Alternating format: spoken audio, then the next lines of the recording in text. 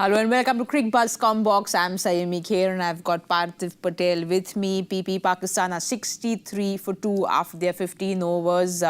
They started off well. Unfortunately, Babar Azam got out, Hardik Pandya got him, and then that unfortunate run out for them. But let's talk about India first. The first few 6 overs, very wavered, and then we found our line and length back. Yeah, absolutely. And you rightly put it. That first over from Shami gave about 4 wides. So India has bowled in 2 phases. That first 6 overs were not up to the mark and then made a comeback. Obviously, you're getting into a big game. You're still trying to find out how the pitch is, because if you look at the pace of the pitch, it is 2-paced pitch. Some balls are kicking off, some balls are literally not reaching to keeper. So that's where you have to find that right line and length. That's where Indian bowlers didn't find it out in first 6. But once they got hold of that pitch, they were on the mark after 6th over.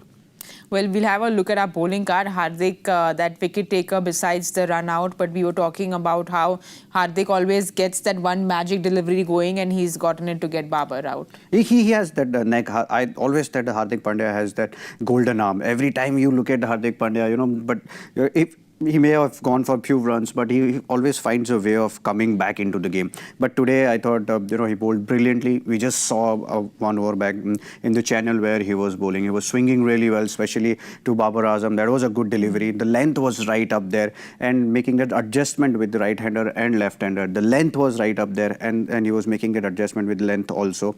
And making use of this pitch, making use of the 2-paced pitch where he was bowling those slower bouncers, So I think Hardik Pandya, out of all 5 bowlers, was pick of the bowler so far for India.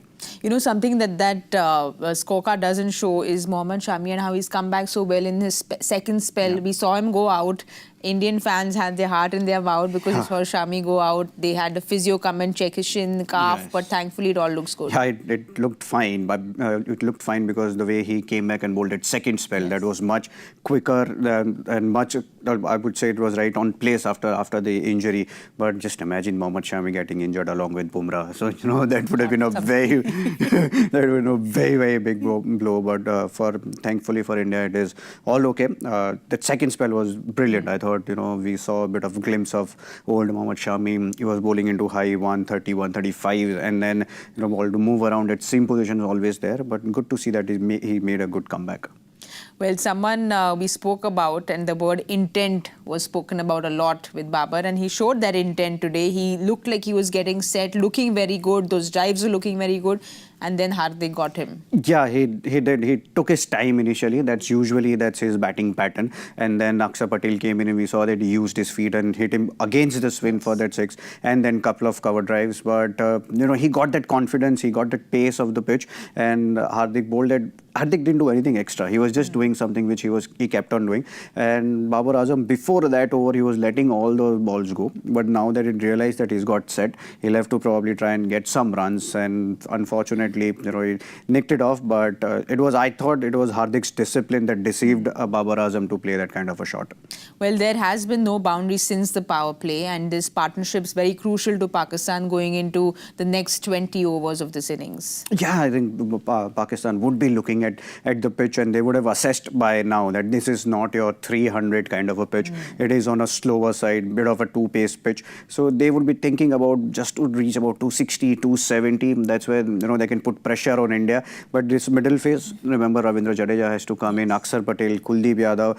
On a slower wicket, it's not easy to rotate strike. You'll have to play a few sweep shots. That's not going to be easy because the bounce is not even. So it will be a tricky phase for Pakistan, but Pakistan would be hoping to reach somewhere around 250.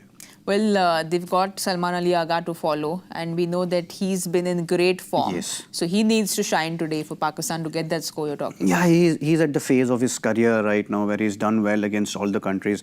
Now here's an opportunity at the ICC Champions Trophy to make a name for himself, and he is in good form. You saw the kind of shots he played in last game. He plays spinners particularly really well. So this is a great opportunity for Salman Agha. But before that, this too will have to make sure that they keep on scoring runs. Well, Rohit's off the field as well, and we hope all is well on that and he comes back soon. But you're sticking to the 250? 250, 260, yeah. You said 250 in your 260, prediction. yeah, 260 I've said. So for Pakistan, I think if they get to 260, it's not going to be that easy total to chase for India. So 35th over, where do you think Pakistan should be? Pakistan should not lose more than 1 wicket from here and just try and around take 4.5 runs per over. Not to think too ahead. Have wickets in hand, because if you look at India's bowling, they don't have too many death bowlers. Mohammad Shami and Harshit Rana. India has conceded runs in past in death overs. So wickets in hand is going to be key for Pakistan.